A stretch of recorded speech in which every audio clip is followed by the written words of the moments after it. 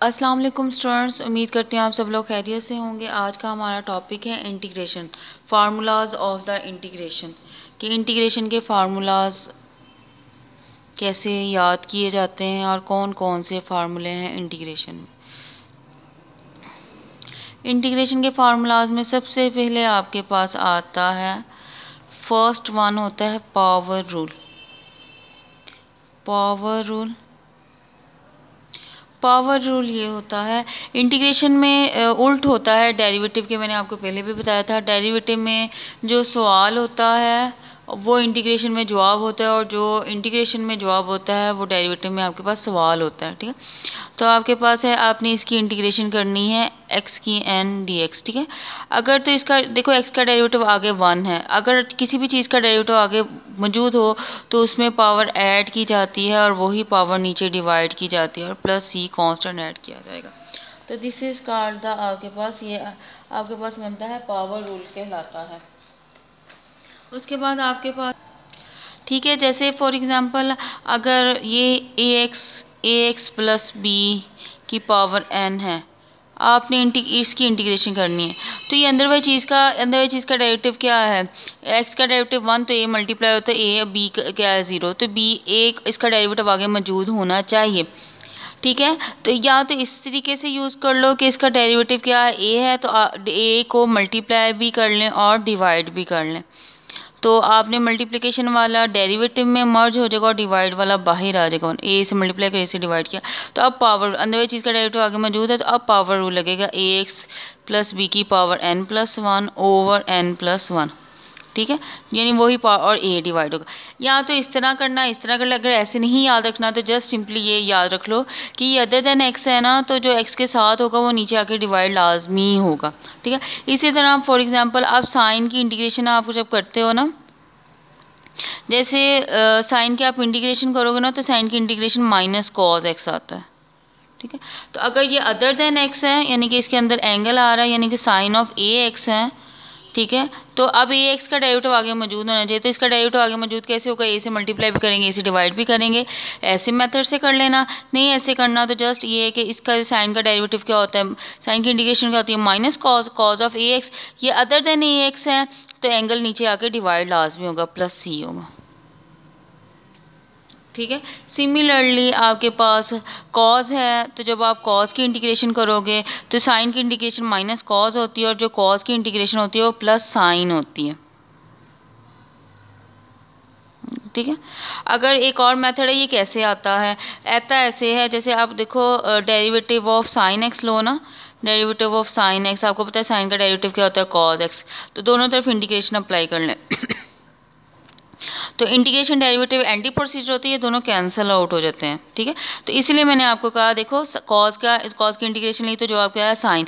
तो इसका क्या मतलब, डेरिवेटिव में जो सवाल होता है इंटीग्रेशन में वो जवाब होता है। यही मैंने जो पहले स्टेटमेंट आपको बताई है कि डेरिवेटिव में जो सवाल होता है वो इंटीग्रेशन में जवाब होता है। ठीक है, तो साइन का डेरिवेटिव क्या आएगा, कॉज, ये आपका ये इसी का पार्ट है, ये आपका सेकेंड है, ये आपका थर्ड है, ये आपका फोर्थ ये है कि साइन का इंटीग्रेशन माइनस कॉज होती है, कॉज की इंटीग्रेशन क्या होती है, साइन।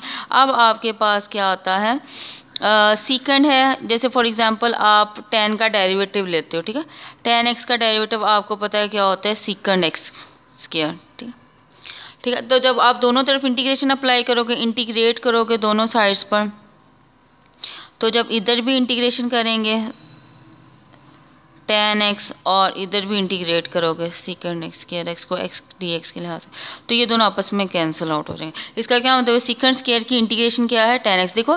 देखो डेरिवेटिव में इसका डेरिवेटिव लिया, ये सवाल था ना, तो जवाब क्या आया, सीकेंड स्क्वायर x से। अब इंटीग्रेशन में उल्ट होता है, सीकेंड इंटीग्रेशन में ये होता है कि ये जो सवाल जवाब होता है डेरिवेटिव में, वो सवाल बन जाता है, और उसका जवाब जो होता है वो डेरिवेटिव में जो सवाल होता है वो उसका जवाब बन जाता है। इसलिए सीकेंड स्क्वायर की जो इंटीग्रेशन होती है वो tan x होती है। सिमिलरली जो आपके पास इसका फिफ्थ है, जैसे डेरिवेटिव ऑफ cot x आप लें, cot x का डेरिवेटिव आपके पास होता है minus cosecant square x, minus cosecant square x derivative. इसी तरह आप जब दो बोथ साइड्स पे इंटीग्रेशन अप्लाई करोगे, जब आप इंटीग्रेशन अप्लाई करोगे तो डेरिवेटिव इंटीग्रेशन से कैंसिल हो जाएगी, क्योंकि वो एंटी प्रोसीजर होते हैं, ये हमेशा कैंसिल हो जाते हैं।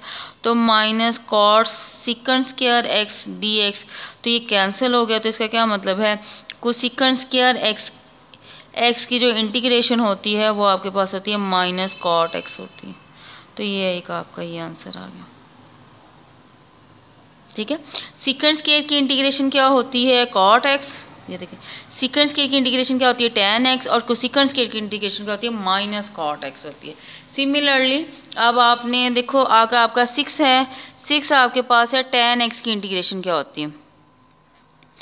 तो आपको tan एक्स की इंटीग्रेशन निकालने के लिए सबसे पहले एक और इंटीग्रेशन का पता होना चाहिए। एक और इंटीग्रेशन होती है जैसे 1/x dx, इसकी इंटीग्रेशन का मतलब नीचे वाली चीज़ का डेरिवेटिव ऊपर मौजूद हो, नीचे वाली चीज़ का तो हमेशा लॉग आता है, नीचे वाली चीज़ का डेरिवेटिव ऊपर मौजूद हो, जैसे x का डेरिवेटिव क्या है 1, तो वो ln x इंटीग्रेशन होती है प्लस c, ठीक है। सिमिलरली अगर यही सेम आप यहाँ लिखो ax प्लस b, ठीक है, 1 dx, आपने इंटीग्रेशन लेनी है ना। अब ax प्लस बी है, तो ax प्लस बी का डेरिवेटिव क्या है, a है, इसका डेरिवेटिव a ही आता है ना। तो हम क्या करेंगे, a से मल्टीप्लाई कर लेंगे और a से डिवाइड कर लेंगे। a से मल्टीप्लाई किया और a से डिवाइड कर दिया। तो जो मल्टीप्लिकेशन वाला होता है वो हमेशा इंटीग्रेशन में मर्ज हो जाता है। तो क्या आ जाएगा 1/a यहाँ ही रह जाएगा, तो इसका जवाब क्या आ जाएगा, ln ax plus B plus C. Similarly same ऐसे जैसे ये प्रोसीजर है ना, सेम, यानी कि आगे उसका डेरिवेटिव मौजूद होना चाहिए। इसी तरह same 1/a ln ax plus B, ठीक है। तो यानी कि आपने नीचे वाली चीज़ का डेरिवेटिव ऊपर बनाना हो, ये तब डेरिवेटिव बनते हैं जब यहाँ पे पावर 1 हो, यहाँ पे 1 पावर होनी चाहिए, अदरवाइज नहीं। अदरवाइज अगर पावर 1 नहीं होगी ना, एक्स्ट्रा पावर होगी, तो फिर उस पावर को आप ऊपर उठा कर लेके जाएंगे, ठीक है। तो यहाँ पे मस्ट होता है, यहाँ पे पावर 1 होनी चाहिए, ठीक है। तो यही प्रोसीजर, यही मेथड हम यहाँ लगाएंगे। क्या है, tan किसके बराबर होता है, sine x over cos x के, इसी के बराबर होता है कॉस एक्स।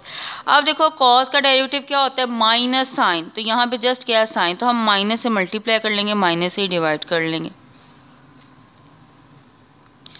तो नीचे वाली चीज़ का डेरिवेटिव ऊपर मौजूद है, कॉस एक्स का ऊपर डेरिवेटिव मौजूद है, तो जवाब क्या आएगा, ln x, ln cos x plus C, minus ये बाहर रहेगा।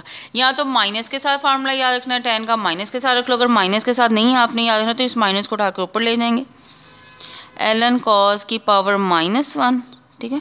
तो ये cos ln cos, ये जिसकी पावर -1 वो नीचे आ जाएगा, cos ऑफ x प्लस सी। तो आपके पास क्या, जब 1/cos किसके होते हैं, सीकंड के, तो ln सीकंड x प्लस सी। तो 2 इसके आंसर हैं।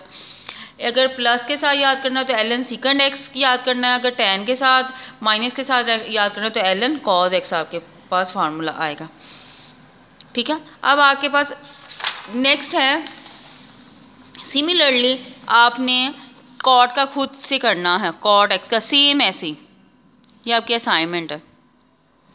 नेक्स्ट आपने ये खुद कीजिएगा। अब आके देखो, अब आगे है नेक्स्ट, ये है आपका 6th, ये आपके पास 7th है रूल, और ये आपके पास आ गया 8th, जो कि आपकी सेल्फ एक्सरसाइज है, आपने मुझे बताना है हुआ कि नहीं हुआ। और 9 आपके पास है।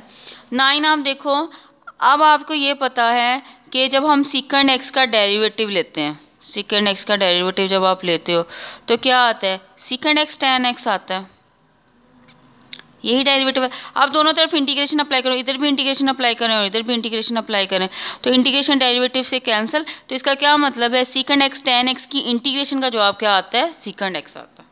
सिमिलरली आपका जो 10 पार्ट है, आपको पता है डेरिवेटिव ऑफ कोसेकंड x किसके बराबर होता है, minus cosecant x cot x के, यही होता है। तो आप जब दोनों तरफ इंटीग्रेशन अप्लाई करो, इधर भी इंटीग्रेशन अप्लाई करेंगे, इधर भी आप x के लिहाज से इंटीग्रेशन अप्लाई करेंगे, dx लाजमी, जैसे ही इंटीग्रेशन का सिंबल आएगा साथ dx लाजमी आएगा, ठीक है।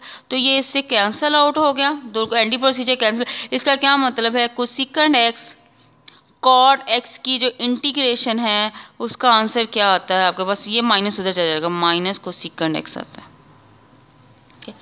उसके बाद है आपके पास 11 पार्ट है।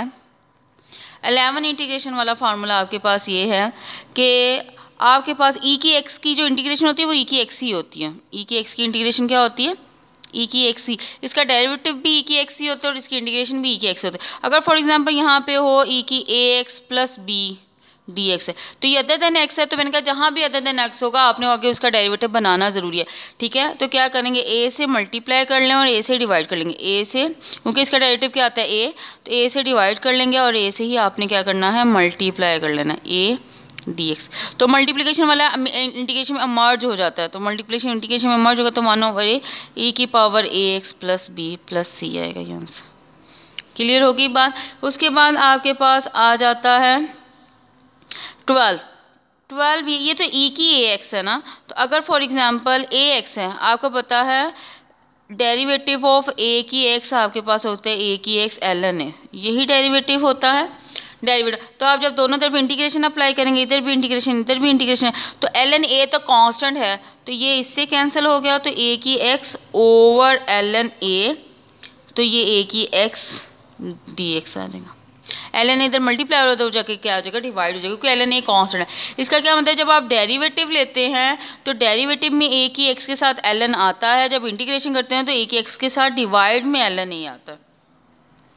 उसके बाद आपके पास कुछ फार्मूलाज हैं, फार्मूलाज आपके पास ये हैं, जैसे 13a ये है 1/a, किताब में नहीं लिखा हुआ, ठीक है।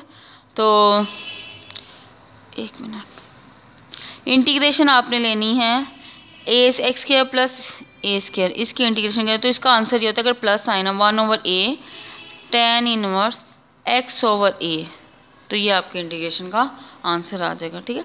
कुछ सब्स्टिट्यूशन वाले मेथड्स भी हैं, तो आप वो सब्स्टिट्यूशन वाले मेथड से सीख लीजिएगा। आगे फर्दर हम इसकी डिटेल्स पढ़ेंगे, अभी तक आप इसके अच्छे से फार्मूलाज याद कर लीजिएगा, तो फिर इंशाल्लाह ताला हम आगे फर्दर इसकी स्टडी करेंगे। ओके, अपना ख्याल रखिएगा, अल्लाह हाफिज़।